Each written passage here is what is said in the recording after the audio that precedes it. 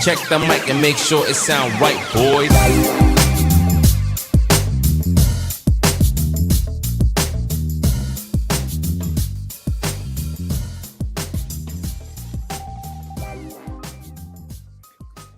Welcome one and all to the Defiant Takes Football Show. I'm Max Dean. You can find me on Twitter at @TheMaxDean, and we are back, gentlemen, to pick every game for the divisional round of the NFL playoffs. Of course, as always, we have Nishida and Brison Owens to help me pick the games. Gentlemen, it was a good week of football last week. We had some blowouts, but there were a few games that made up for it. I think ultimately, Wildcard Weekend's a little iffy sometimes, but we are to the heart of playoff football. This week and next week are the two best weeks of football, period. In my opinion, you get 4 games of the best teams in the NFL this week, and then 2 back-to-back on Sunday next week. So I am pumped. How are you guys today? Kyle, how you been, man? I'm doing all right. Obviously, 3-3 last weekend. Not great, but also fairly happy with the results. Given I was very confident in the 3 games I did get correct, so that's always a nice feeling. Not sure about this weekend. Obviously, as you mentioned, teams are better now. And now debating how close some of these games are gets a little bit hairy. Now those 1.5 points and everything like that become a little bit more important when it comes to picking these games. Yeah, I think going over 50%, like going over 500 in the regular season, I think it's commendable, especially when you pick every game. Going 500 in a playoff sample size when it's that small and you have to pick every game, you can't cherry pick which ones you want to choose. That's tough. So look, 3-3 is a credit to you. I went less than that, let's just say. So we'll talk about our standings here in just a second. But Brison, how you been, man? I'm doing well. I'm dealing with the cold here in Colorado. It's been below 20s the last couple of days with some snow. There's nothing better than a cold day in Colorado than watching some football. That's for sure. So I'm excited for this weekend after, like you mentioned, really good weekend last week. Even in one of the blowouts, that Niners-Seahawks game, it was a good game for the first half. And then the Niners blew it open in the second half. But it was a really fun weekend to watch. It was really, really close games, a lot of really good comebacks. Yeah, and it was awe-inspiring too, right? So if you like, incredibly well-executed football, the 49ers game was still fun to watch. Obviously not if you're a Seahawks fan. But yeah, so we're going to pick all 4 games today. We don't, have necessarily the longest show, so we can kind of take our time with it, This will be the fewest games we pick until next week, and then that's it basically for the Pick'em show. We're gonna do a Super Bowl preview as well. We'll do a recap for like our regular season predictions versus what actually came to pass. But that'll be it for the picks for a good long while. We'll get you guys in on the show throughout the off season. But this is it. I'm savoring the picks because there's not too many left. As far as standings go, I think what we decided to do, and I think this is the most fair way to go about it, is actually we're going to award Brison the regular season pick'em because he did win. I think going forward in the future, and we can implement this now just because it worked out that way anyway. The picks have to be entered into whatever tally system we're actually using to count, I think, because then if we make that a rule now, if we forget, if someone forgets or whatever the case, then it's just done and it's just a standing rule. But fortunately for this year, it didn't affect anything. And Brison won by 1 point. And that also means that Kyle, you and I tied for second place. Yes. Which is cool because it wasn't just us in the pick'em. We had quite a few others as well. So it's fun that it worked out that way. I hate to tie, but if it's not for first place, then I guess it does. It's not that big of a deal anyway. And then as far as last week goes, Kyle, you're in the lead with 3 points. I have 2, and Brison, you have 1.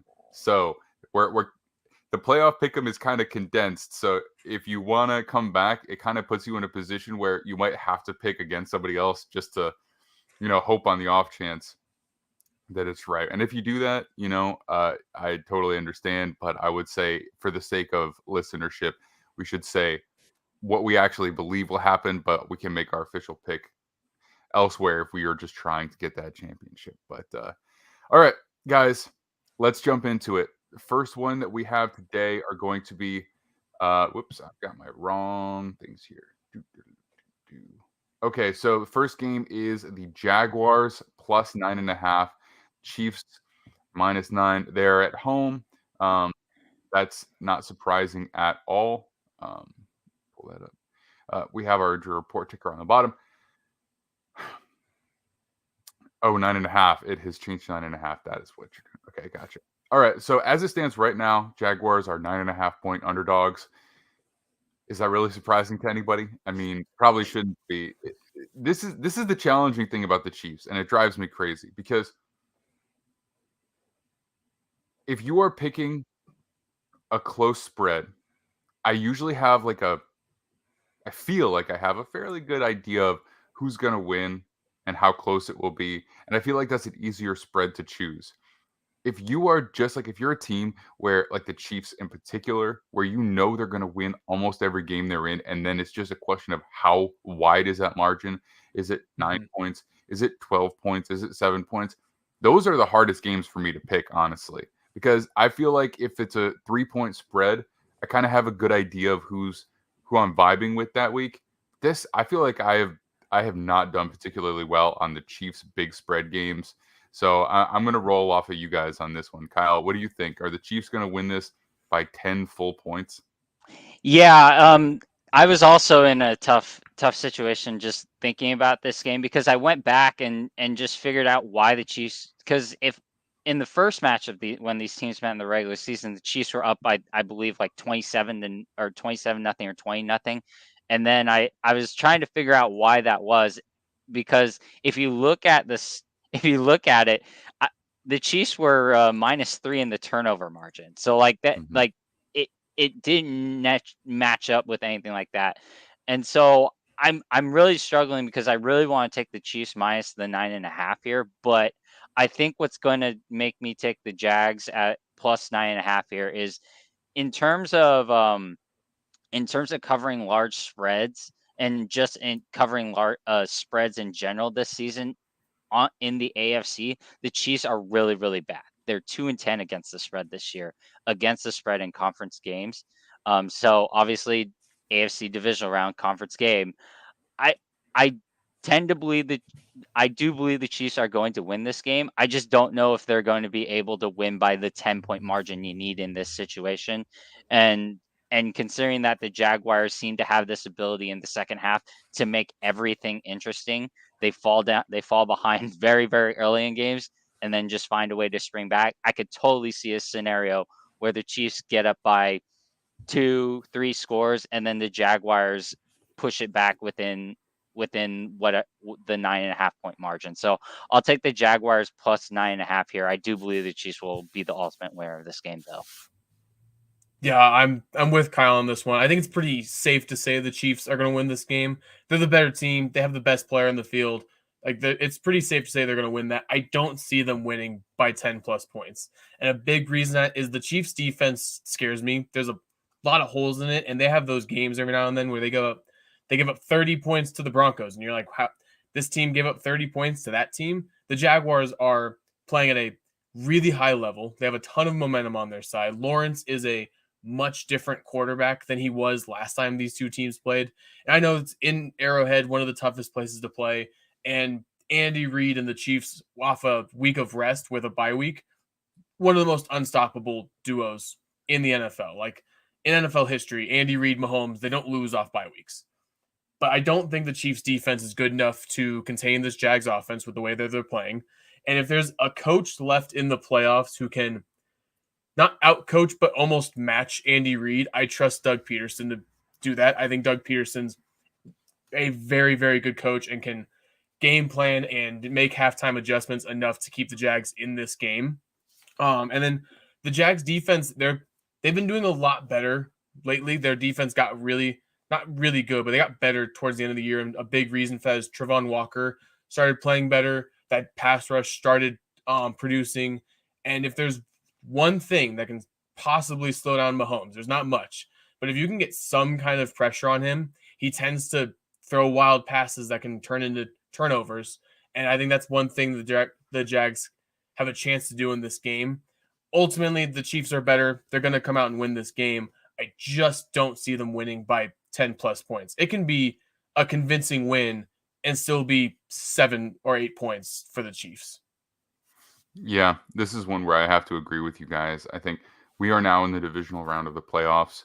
And, say what you will about how teams got here, but you probably cannot be expected to go into a game and lose by double digits, right? I think I understand the spread from Vegas's perspective and what the Chiefs have been, the consistency, the longevity. But at the same time, I think a team that got this far has to be hot in some way, shape, or form. And the Jags are that. They can score. So they may let up however many touchdowns. But I think the pace of this game is probably going to be pretty crazy, honestly. I wouldn't be surprised if this is the highest scoring game out of any this weekend.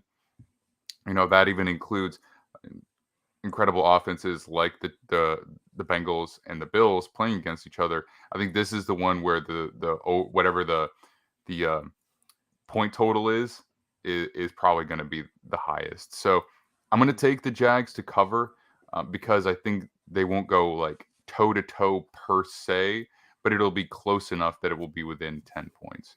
And if it's not, you know what?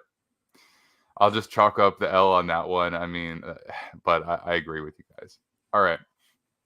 So next up, we're gonna look at any props for these games. Oh yeah, if you guys have some, absolutely. I really like Lawrence's over on passing and rushing yards. It's at 271.5 last I looked. And one thing Lawrence has done really, really well, which we talked about last week, was he uses his legs. And it's like he figured out that he's really athletic and has a long stride and can move. And so he's been using his legs a lot more lately. And so I think this is a game where he's going to have to throw the ball a ton to keep up with the Chiefs offense. And he's going to find ways to pick up a couple big plays with his legs. So that was one of mine. And then a fun one I found that I kind of like in this one is Valdez-Scantley's longest reception. It's at 18.5 yards. He's their deep threat. He doesn't get a ton of targets, but when he does, it's like a 30-yard pass. So if he's going to catch a ball, I expect it to be a pretty deep one for them in this game. Yeah, as for me, I was kind of looking around. For a second I was struggling to find one, and then I started looking at the numbers, and I was kind of blown away by this number and its price. Jerick McKinnon's rushing yards total is at 24.5 right now, and he doesn't rush the ball. He's a primary pass catcher. So right now you can get it at 24 under 24.5 at plus 115. I would take that. And then on top of that, he hasn't, and just the numbers back that up, he's only crossed 25 rushing yards, I believe 2 or 3 times this season. So you're getting incredible value at a plus number. I would definitely take that. And then I would also piggyback on that. 9.5 is his longest rush, or would be over or under for longest rush today. Go under that because he hasn't. Kind of similar numbers in terms of trends there. And then also Travis Kelce has had, I believe it's 6 straight playoff games with 95 receiving yards or more. This is his time. This is when Kansas City locks in for him. I expect him to have a big day, especially when the Jags, I believe, give up the 4th most receiving yards to tight ends. So a team that rides on its tight end facing a team that does not play well against tight ends. I definitely would look at Travis Kelce's passing or receiving props. Yeah. So I think last week I said that you should take the over on the rushing yards for Herbert and Lawrence. I don't think either of them hit them. I think Herbert did. I think Herbert got it with a scramble. He had one late scramble. What was the over? What was the over? This was at like 8.5 yards. Yeah, it was really low. Okay, so he managed 12 yards, so he got that. I think Lawrence misses. He only had 8 yards, and he had something fairly similar. I think it was like 13, if I remember correctly. Yeah, and honestly, he just got so hot that they just threw the ball 99% of the time. But I do like that because there were a couple. I think if he hadn't had negative plays, he probably would have had an over. But because, like if you're trying to escape and you get sacked, like that counts as that'll take away from your rushing total, I think. So regardless, I still think that that's a good play for him. And on the other side, I think that's something to look at for Mahomes as well. Can you pull up, like, easily see what Mahomes over under in rushing yards is? Right now I have it at 24.5. That's kind of a lot, actually. Yeah. I would probably play the under on that. Actually, I think I'd be confident because he doesn't. Every once in a while, he'll have a big scramble if it's in man coverage, and he can just get you on that. But usually they're smaller. He doesn't like to take hits, so usually he takes on 2nd and 4 or 2nd and 3 he'll rush for 4 yards and just get out of bounds. So that's kind of a lot. It's just like if it's overtime, maybe that would be easier, but I would take the under there. But yeah, so I like those plays. Anything else on this game before we hop along to our next matchup of the day? Alrighty. So we've got the Giants and Eagles. Giants are +8 visiting the Eagles, and another fairly large spread. I kind of feel similarly, to be honest, in that the Eagles are awesome. They're a really good team, but this is not only a conference matchup, it's a divisional matchup.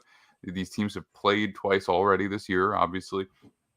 The Giants have been able to put up points, and their defense it's pretty good. So again, I'm going to let you guys take the lead on this, but I think any spread that's over a touchdown in the divisional round or beyond, it's a little disrespectful, honestly. Yeah. This is another one where it tells me just the way things have gone in these matchups tells me if the Eagles should be able to cover the spread. However, the one big question mark that I have is, what is the status of Jalen Hurts' shoulder? Because if he's not going to be a dual threat guy, the Eagles are a very, very different team, at least in my mind. So if he's not healthy, or if he can only be a one-dimensional guy, that makes things so much easier for the Giants to handle. And because of that unknown, I'm getting a touchdown, especially when the Giants right now are playing really, really well. I'm gonna take the Giants +8 here. I just think Daboll has done such a great job, especially when he's met teams that he's already faced before, in understanding what those teams are doing and at least mitigating. You can't take it all away, but he's at least doing enough to mitigate it and finding other ways, at least on the offense, to pick holes in whatever that defense is trying to do. I mean, take the example of last week. They lost to the Giants by 3. Turn around, they were in control of that game for basically all of that game. So I would definitely say take the Giants +8 here, just because Daboll's got something going, and I don't know what the status of Jalen Hurts' shoulder is right now. He can say it's great, but again, I'm not willing to bet on it. Yeah, this is going to be really tough to catch ground on you, Kyle, because I'm in agreement with you again. I'm not going to flip it just to catch up ground on you. I have to take I'm so confident in the Giants covering this one. Same thing with the Chiefs. I think the Eagles are the better team and should come out as winners in this one. But one thing that does concern me is that the teams that have been able to show weaknesses in this Eagles defense have been able to run the football. And the Giants right now are running the football about as well as anyone, because they can do it with Saquon Barkley and Daniel Jones. Both of them are running extremely confidently. I think there's going to be a little bit of rust with this Eagles team coming off a bye week, specifically with Hurts and that shoulder. You saw last time he played against these Giants, he was a little bit rusty. He hadn't played for 2 weeks, and his shoulder isn't 100%. So I think Hurts is going to be a little bit rusty. I don't think he's going to be as dual threat as we would like, which is going to limit them. I think both teams want to run the football a ton in this game, which is going to eat clock. It's going to shorten the game. It's going to take away possessions from both teams. I think it's going to lead to lower scoring. I think it's going to be a close game throughout the entire time. And last time these two teams met, it was week 18, and it was a must-win game for the Eagles to keep that 1 seed, and the Giants had basically all their backups in, and it was a 6-point game. So I can see it being pretty similar to that with this one being within a touchdown. And I think Daniel Jones playing at a really high level. That pass rush for the Giants is playing very, very, very well right now. Lane Johnson is expected to play, which is huge for the Eagles. They win when he's in and they lose when he's out. It's pretty insane to see the record flip when Johnson's in and out. So that gives me confidence picking the Eagles to win, but 8 points is too much for me. I think that the Giants are a good enough team to keep this close. Yeah, I think this is going to be really close. Honestly, I think this is going to be like down to the last minute game. I'm a little inclined to even pick the Giants to win outright. The thing I worry about here, though, is that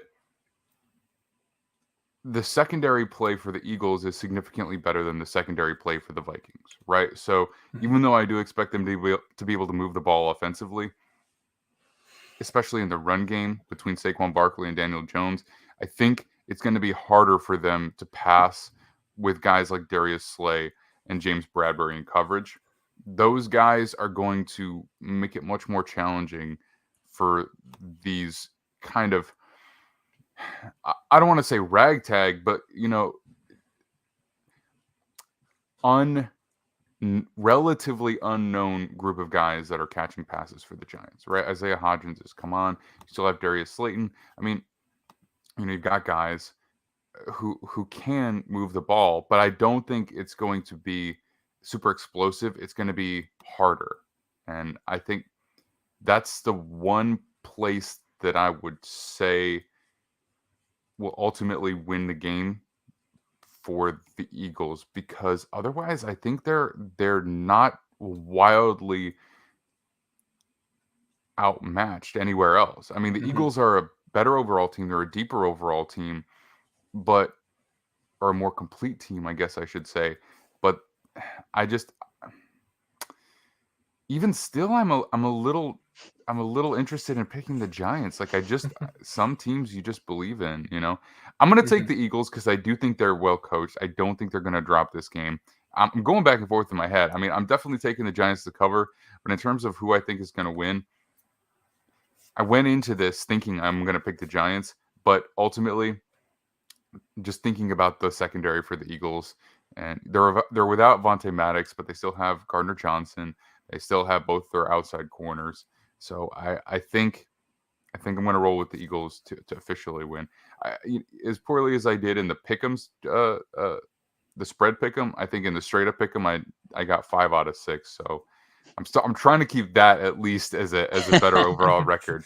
So like I guess I'll take the Chiefs and I'll take the Eagles in terms of winning. But the Giants, man, I'm going to kick myself if the Giants win because I like them a lot in this game, but I'll take them to cover, and that'll be that. And we can talk about some props here. Yeah, in terms of props, I mean, you guys heard me last week go all in on Isaiah Hodgins, and I'm gonna be frankly honest with you. I tell you go all in on him again, even though the Eagles are a better defense. Again, if considering what the spread is, the Giants are. If the game script follows that way, the Giants are going to be behind a lot, meaning they're going to be throwing the ball a lot. And I understand the Eagles have good secondary players. Isaiah Hodgins' number or receiving yards is at 41.5, and I think that thing should be closer to 50, to be honest. So I think you could get value there. I also think, especially if the Eagles are going to be pressuring a lot on Daniel Jones, there's a chance he's going to be throwing short routes, and you saw Isaiah Hodgins was a short route guy as well. So right now, over 4.5 receptions is plus 115. One note is this could be good for Hodgins or Slayton. Eagles gave up the 8th most receiving touchdowns to wide receivers this year, and right now Hodgins is at plus 265 and Slayton's at plus 310 on DraftKings. So you could split a unit on both of those guys, and you can come a profit if either one of them scores. So that's kind of where my mind is at when it comes to the props for this game. I like those. I like Saquon Barkley over 66.5 rushing yards. This Eagles rush defense is the 16th ranked rush defense in the regular season. They really struggled at times against run-heavy teams. And I think they're going to, as good as Daniel Jones played last week, I think they're still going to try and lean on Barkley to get the run game going. And I think as you get deeper in the playoffs, I think the same thing we're going to talk about with the Niners later. If you don't have one of these top 5 quarterbacks, you try and simplify the game. You try and take less pressure off your quarterback, and having a running back like Barkley helps a lot. I also like Goddard over 4.5 receptions. I think this is a game where Hurts may not look to break out and run as much in this game, so he may look to check down to his pretty darn reliable tight end. Like, he's one of the better tight ends in football. I think this could be a game where you see a lot of Goddard 4 and 5 yard receptions in this game just to keep Jalen Hurts out of trouble. And then my favorite one that I wouldn't recommend it fully, but I do think this is a fun one to keep an eye on is Daniel Jones's longest rush. It's at 14.5 yards. If Jones gets going, he doesn't stop. He's a hard guy to bring down. He's not quite to the Josh Allen level where he just runs people over, but he's a big dude. He's athletic. If he gets a lane, I can see him breaking one open for like a 20-yard run in this game. Yeah, Saquon Barkley at 66.5. That's easy. I'm not, I don't think the payout is necessarily tremendous on it, but like I'm confident that he's going to cover 66.5 yards rushing in this game. I'm pretty confident. And Daniel Jones over 42.5 too. I think I like that as well. Let's see. Anybody else stand out to me from that game? Rushing? I think the other thing that I was looking at is Jalen Hurts' passing yards are at 245.5. That's to be frankly honest, that's a pretty high number for them. And if you don't think his shoulder is good, even if he's fully healthy, he hasn't crossed that number very much. And then I do believe in the 2 games against the Giants, he came up short. So again, if he's going to be throwing short, that's not a lot of opportunities for a lot of yards, especially with Devontae Smith. And if he's not going to be able to throw deep to AJ Brown or Devontae Smith. So that's another one I was just thinking about and looking at numbers for. What did you say was 240? 245.5. And I was thinking, and he hasn't gone over that number very much this season. Yeah, I would probably take the under on that, but I'm also not. It's just at the right point where it's like in a playoff game, I don't know if I'd want to put money on that, but if I had to choose, I'd probably take the under on it. Yeah, I mean, the Giants defense is really good. His rushing yards are 51. I just had it up here. His rushing yards are 51. I want to say 51.5, I think it was. Yes. I would take the under on that. Yeah. Because he has to go up against Dexter Lawrence and Leonard Williams.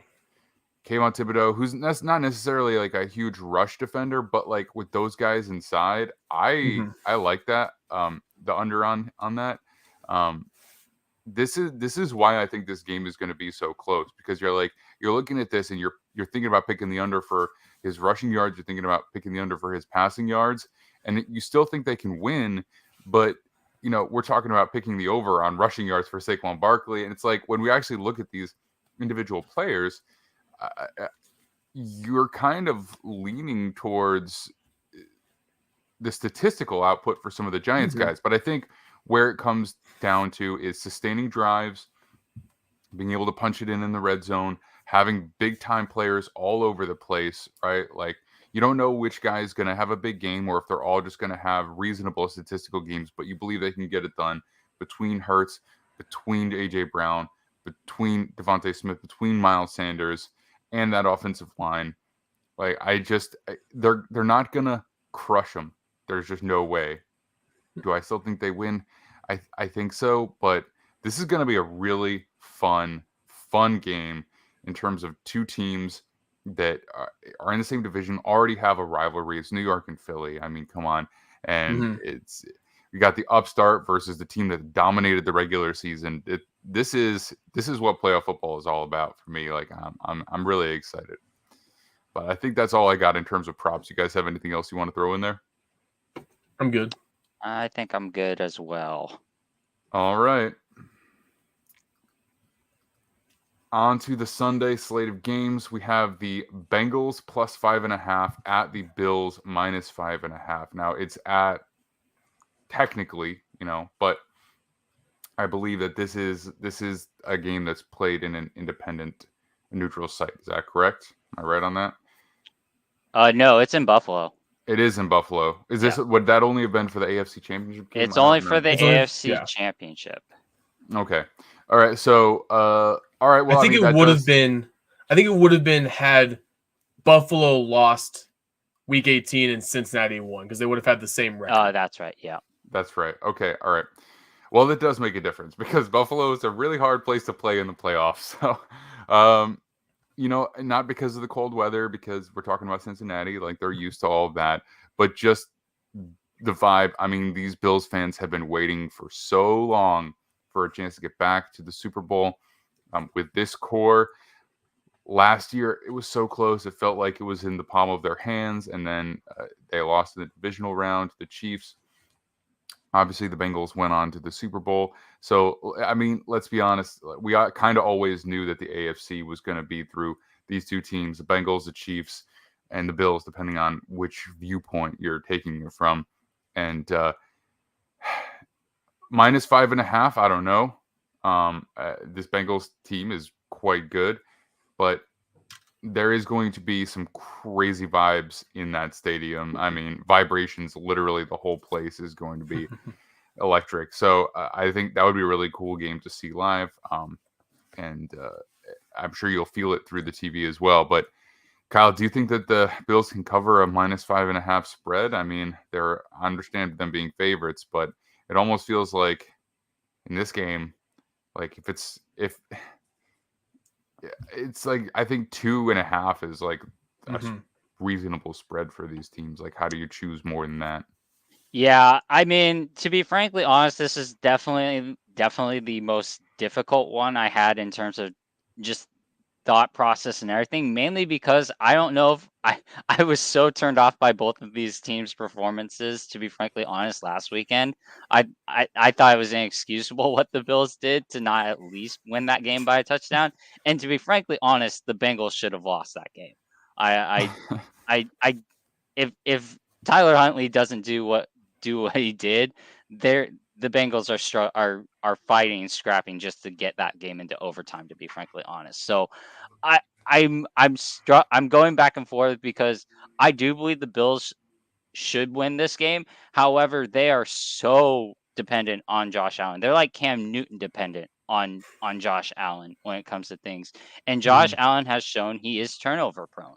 And that's really, really concerning, because as we saw with the Bengals know how to capitalize on opportunities when teams turn the ball over. So I think with that in mind, as much as I think the Bengals can't run the ball as well, I'm going to go with the Bengals plus 5.5 here.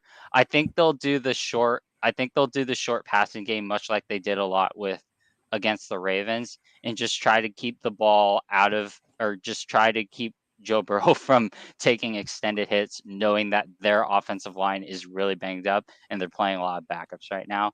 I'm not sure if I like them enough to win, but again, Buffalo has shown they're going to do a lot of things that are going to keep this game close. So I think taking the Bengals plus 5.5 here, even though they're on the road, is what I'm going to roll with. I was really hoping you were going to take the Bills, because I'm taking the Bengals as well. For a lot of the things you just said, and I know that you mentioned, Max, Buffalo is an incredibly tough place to play.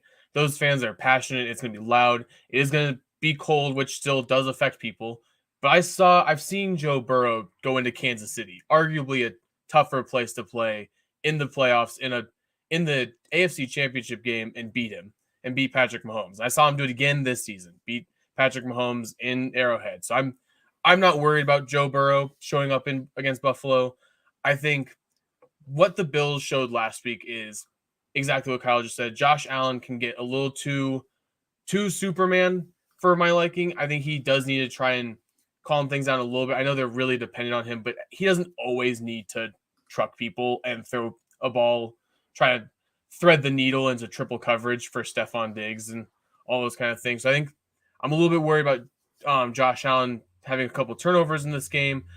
The Bengals defense is better than the Dolphins defense, so I think that's going to play in a factor as well. And the Jamar Chase and Tre'Davious White matchup is going to be one of my favorite things to watch this weekend because those are two of the best of their position, probably going at each other all game.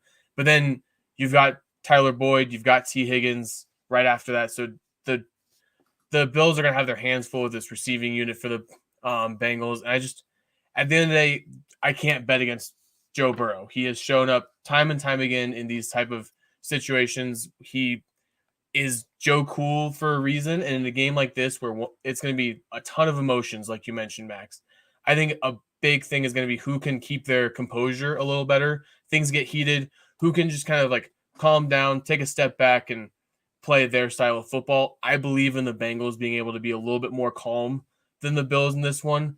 And so I think that the Bengals are going to look at this as they have nothing to lose. They're the underdogs. They have no reason to win this game. I think that makes them even better, in my opinion. So I'm going to take the Bengals to cover here. I like them enough. I think they're going to win this game because I can't bet against Joe Burrow.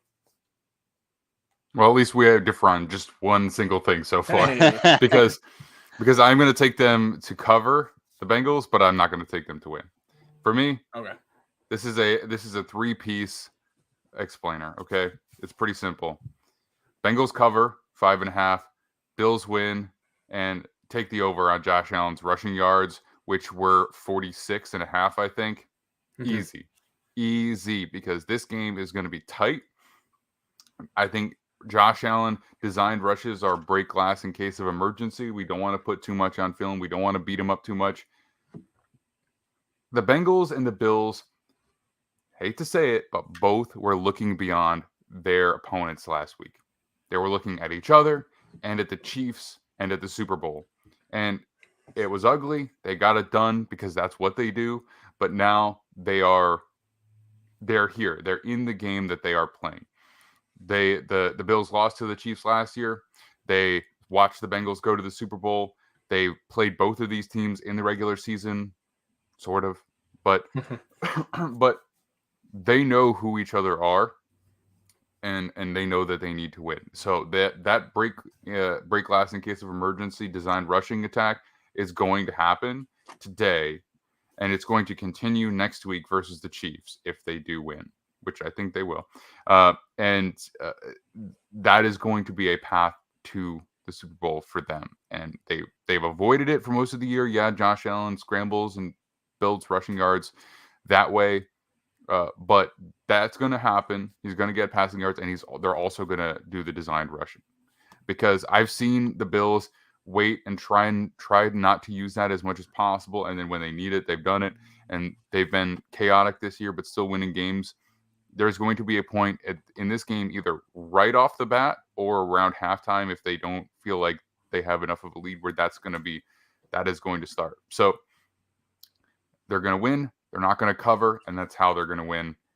That's my opinion. I don't want to put over-under personally on any other player prop because I just don't know how this is going to go. I don't know what other player on the Bills team is going to step up. Is going to be playoff Gabe, big game Gabe, whatever they want to call him. But Josh Allen is the only one that I'm absolutely sure is going to cover that prop. Do you guys have any other props for this? For me, I frankly would take the under on Joe Mixon's rushing yards again, 47.5. Look, he has not been good. He was not good against the Ravens and against a defense that I think is probably better than the Ravens against the run. I'd take him to go under again. A lot of these numbers are kind of hard as I'm taking another look through it, just in terms of receiving, just because I know the Bengals are probably going to go short passing game, and the Bills are going to do everything possible to prevent the Bengals from pushing the ball down the field.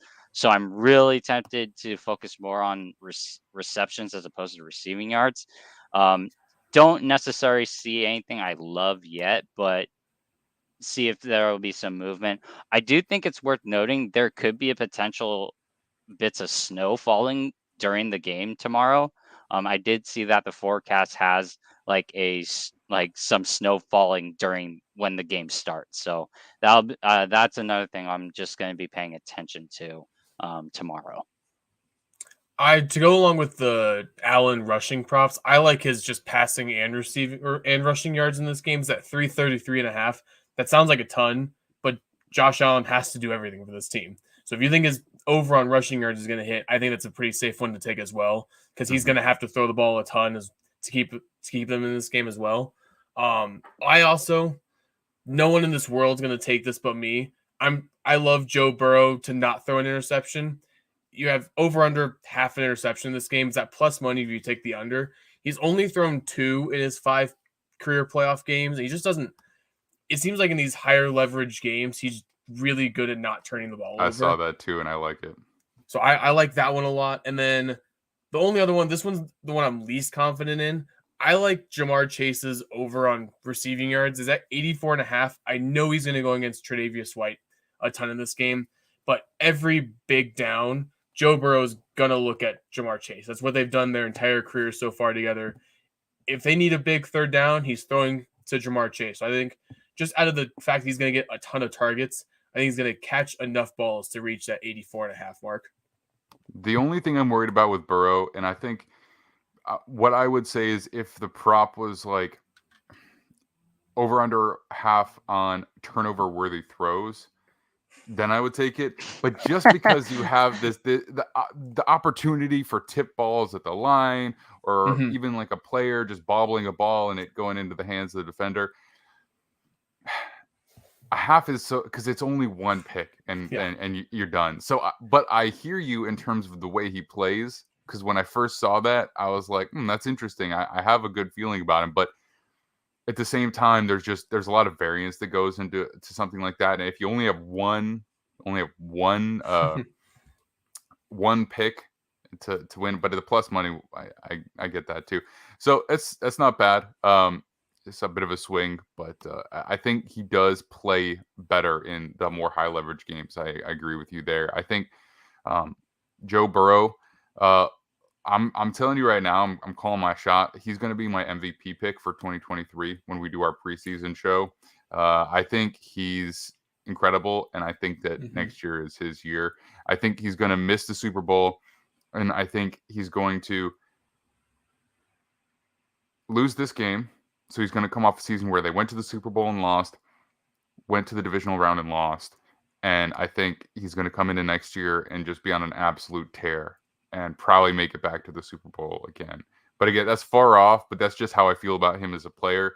I just think in this game, he's going to do just enough to keep him in it, but it's not going to swing their way in the long run. I think that's it from. I kind of like Samaje Perine at what was his rushing yards, 13 or something. 13 and a half. 13 and a half. I'll take that. I don't know. I mean, that's not a lot of rushing yards for a running back. I know he doesn't get a ton of carries, but this is the playoffs, man. Sometimes you gotta make it happen. And if Mixon is not getting it done, they will go to him.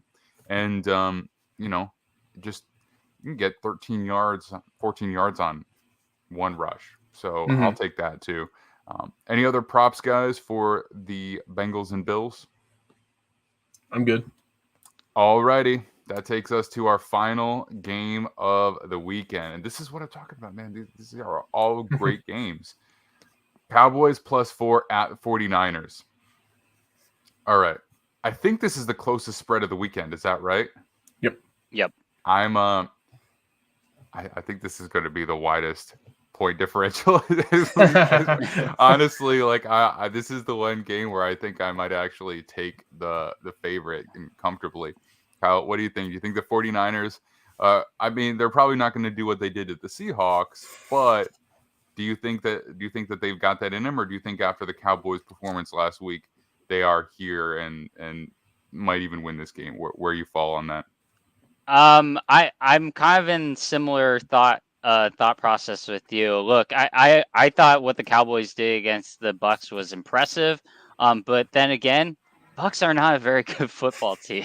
So I don't know how much to glean from that. Much like I don't know how much to take from the 49ers once again beating up on the Seahawks. But the difference is here, the 49ers have been doing this for basically 3 months now. I think you guys, I can't remember which one of you said that you thought the Bengals are the most balanced team. No, the 49ers are the most balanced team right now in terms of being able to run the football, pass the football, play defense. Their only weakness is they give up a lot of yards in terms of receiving yards. But even then, that doesn't seem to matter because whatever they do offensively, they're scoring points, they're making big plays. And so I'm just going to have to wait for Dallas to prove me wrong in this scenario. I would take the 49ers -4. I feel very comfortable about that. And I think a lot of what Dallas did last week was just on the hand of the Bucks. The Bucks were again, they're not a good team. And again, if Tom Brady doesn't throw that early interception in the end zone, we could be talking that game could have been very, very different in terms of how we're talking about the Cowboys. So I would take the 49ers -4 here. The Cowboys prove me wrong. The Cowboys prove me wrong. But I would take the 49ers -4 here. Yeah, I'm also going to take the 49ers -4 here. I think this is a pretty easy one in my opinion. The Niners have the best defense left in the playoffs. They have the best defense all season. I think it's going to show in this one. I think, I took the Bucks last week because of some trends that happened between the matchups and with the players that were playing and all that kind of stuff. And I think people are jumping on the Dallas bandwagon I've seen over this last week because of how badly they beat up on the Bucks, acting as if the Bucks were like the 1 seed and one of the best teams in football. They had a losing record and got trounced by the Cowboys in the playoffs. Like, I'm not that impressed by Dallas's win because they beat a bad team. I mean, I'm impressed by it, but I hear you. Like, I'm not impressed enough to jump on their bandwagon for them going forward. I think the Niners are too well balanced, like Kyle said. They can run the football, which if you can run, everyone can run the football in this Cowboys team. That's how you slow down that pass rush. Like, if you can get the run game going early, Micah Parsons is kind of useless because they try to not have him rush the passer quite as much to try and bring him in to more to help the run because he's good at that as well. I just think the Niners are too well coached. I think the Cowboys are going to do something dumb in this game to mess up. It's going to look close for a while, and then something's going to happen, and the Niners are going to take the opportunity to jump on a pretty big lead. So I'm going to take San Francisco pretty comfortably in this one. Unfortunately, me too. I think the actual spread in this is the closest, but I'm the most comfortable taking it even with a larger spread. If this was a 8-point or whatever, I would probably still take the 49ers, honestly. And I agree with you, your overall sentiment, Brison, in that I don't think it was not impressive in like a vacuum, but I think the expectations that it created, it wasn't that kind of win because they were just clearly the better team. I mean, some of the scoring was just like a wildly horrendous coverage bust against CeeDee Lamb, their best offensive player. Like, if there's a player you can't do that to, it's him, and I think anybody would have scored in if they were that wide open in that situation. But like, that's the player that you need to be aware of more than anyone else. So it was just a meltdown. And I hate to say it, but like, I don't think Todd Bowles should have probably kept his job the way that season went. I understand that the offense was the worst unit, but there was some issues, and I don't think they were not a good team. And the fact that I think we were even considering picking the Bucks in that game is really more of a testament to how the Cowboys performed over the course of a season than it was to what we believed about the Bucks. At least that's how I felt about it last week. And I don't want to change my opinion on that after just one weekend. Yeah, it was a good game of football, and it's not like they fell into the win. They executed very effectively. But this 49ers team, it's a completely different animal. They are super deep. They can beat you all kinds of different ways. I mean, I don't know which player is going to go off in this game. I kind of have a feeling it might be Deebo Samuel. I think this will be his big game. I mean, he had a good game last week, but I think he'll be the leader for this game. Rushing and receiving, I think he's kind of going to do it all. So I would definitely take the over on his rushing yards, which are not very high. So I would jump on that. But I don't know if this is probably going to be a game where Brock Purdy looks a little bit more human. You know, and I understand that because the pass rush is so good, but they can run the ball in such a diverse array of looks, and I think that's going to be the real difference maker for this game. I don't think the Cowboys are going to be able to stop it. And then playing from behind, look, Dak played a clean game, but Dak throws picks. So I mean, it's going to happen. Last week was an outlier. It's going to come back to the mean at some point. So I would imagine against this defense, it's probably going to happen. I think, if I had to throw out something I wouldn't necessarily put money on, but Bosa, strip sack, I feel it brewing. I think that's in the works too. So we, guys, not a lot of disagreements on the show today. I mean, I think what was the only thing we disagreed on is that I think that that Brison, you said the Bengals are going to win, and we said they were going to cover but not win. That's it. Everything else we agreed on. So either we're all going to look real good next week, or we're all going to look real dumb. Right. So, but either way, I'm excited to watch. You guys have any other props for the game before we close out our show and go watch some football? Yeah. McCaffrey. Just take McCaffrey. Just take anything regarding McCaffrey. I'd be more inclined to take him in terms of the rushing, especially now that they've got the full complement of receivers back. I think they are going to use him more as a rushing threat. So 67.5, absolutely take that. Take the over on that. There's a weekly special on DraftKings, which I can't believe this is the price for, but sure, why not? Christian McCaffrey plus 100 rushing yards and Deebo Samuel a rushing yard or a rushing touchdown or a receiving touchdown at plus 750.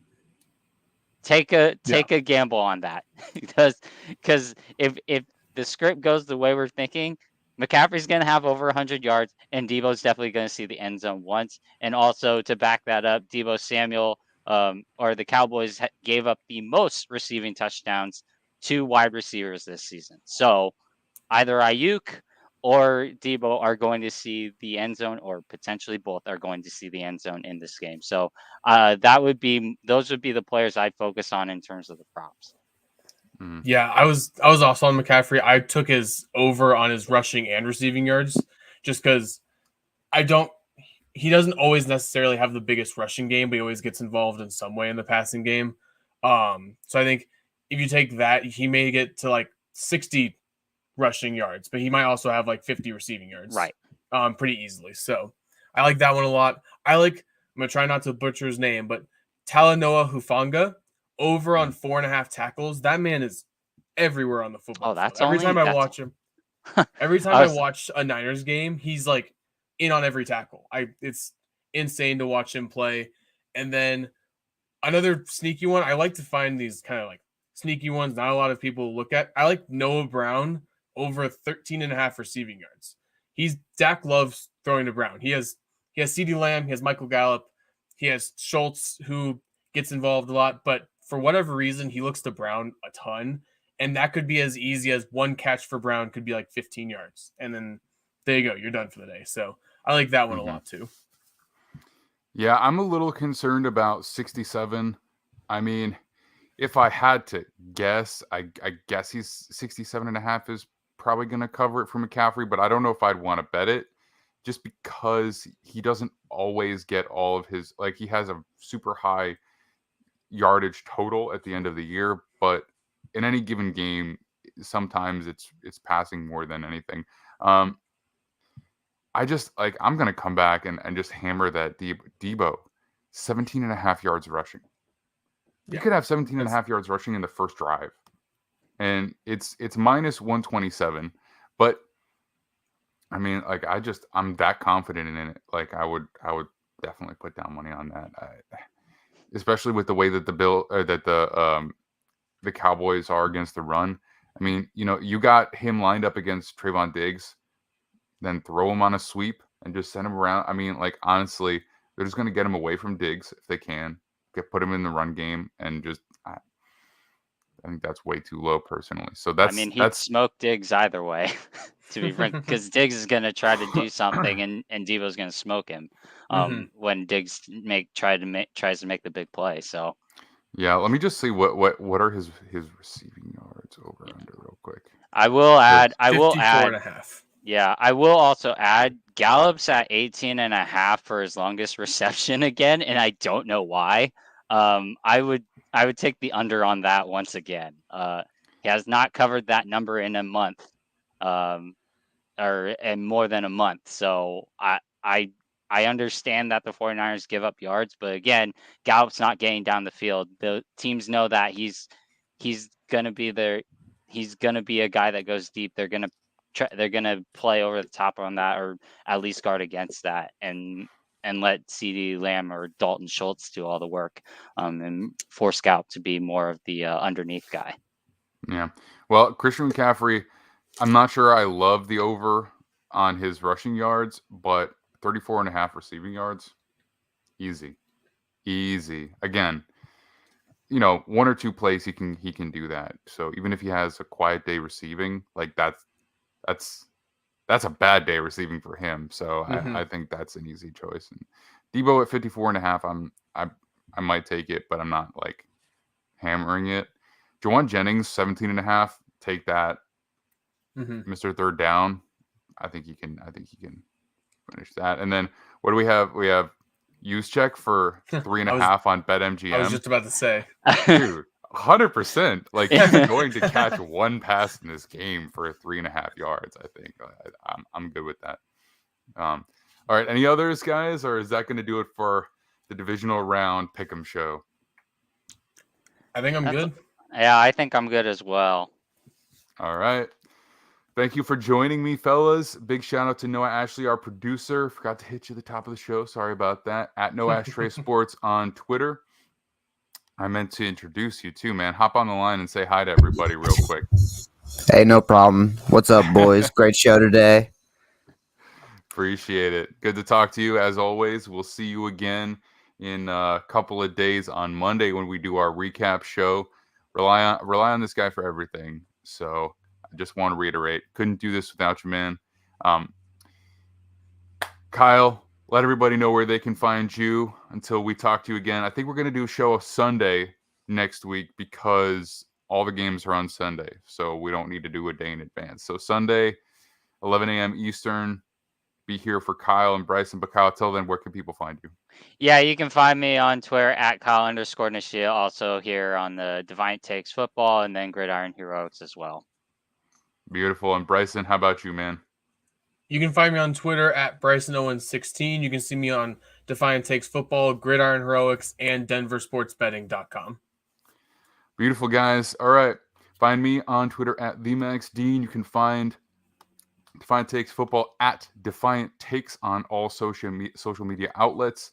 We're getting back on the podcast stream as well. So look for Defiant Takes Football on anywhere podcasts can be found. What else do I want to shout out? The site will be up soon, so look for written content coming up here too in the next couple of weeks. We should be hitting the Senior Bowl live in Mobile, Nick, Merriam, and I. I think that's it. Those are all my shout outs. So until Monday to everybody, until Sunday for you guys, I'm excited. We'll see you then. And I don't know. I'm flustered because I'm looking forward to this. I mean, we only got a couple hours till game time. So, all right, guys. Until next time.